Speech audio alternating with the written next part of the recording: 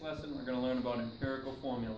Empirical formula is the lowest whole number ratio of the elements in a compound. So for example, if we look at glucose, which has the molecular formula of C6H12O6, we can see that that's a much simpler ratio than those large numbers. Its empirical formula would be CH2O. So for every one carbon, there's two hydrogens and one oxygen. Okay. Now, in the problems we're going to be doing are a little bit more complicated than that, but they rely on the same principle in that it's just a ratio of one element to another. So what we're going to do first, whenever we're comparing amounts of different substances, what we need to do is go to moles. So that'll be our first step. So we're going to figure out the moles of each element present in the compound from the experimental data. And then what we're going to do, because we're trying to find a ratio, is divide by the lowest number of moles present.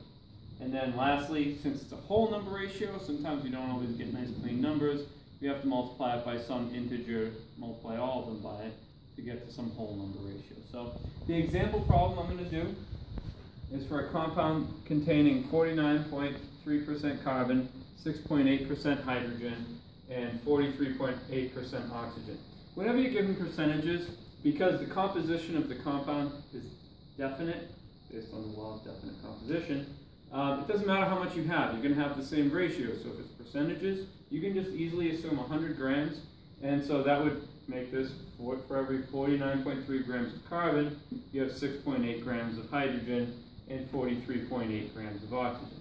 So in order to go to moles from each of these amounts, we have to use the molar masses provided on the periodic table to get, there's 12 grams for every 1 mole of carbon. So that would give us 4.11 moles of carbon. 1 gram for every mole of hydrogen, so that's 6.8 moles of hydrogen. And then, since oxygen is 16 grams per mole, that would get us 2.74 moles of oxygen. So now we figured out the moles of each substance, now we have to compare them to each other. In order to do that, we're going to divide by the lowest number of moles present.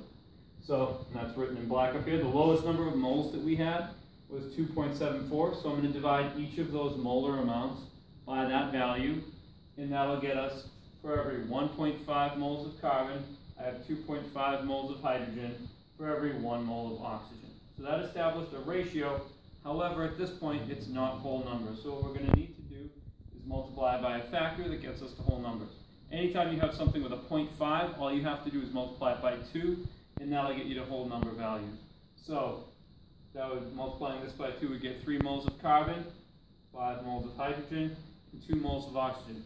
And this would give us an empirical formula based on our data of C3H5O2. So that's the lowest whole number ratio of elements in the compound.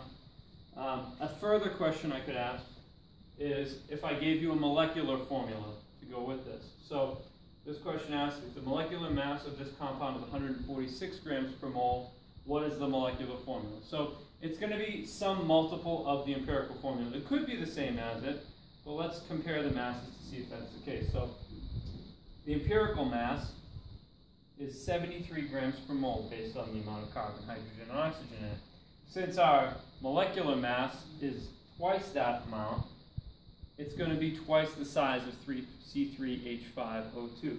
It's going to be C6H10O4. So we can get the molecular formula from the molar mass. The empirical formula is the lowest whole number ratio of the elements, so we can get that based on the molar amounts of each. And that's a wrap.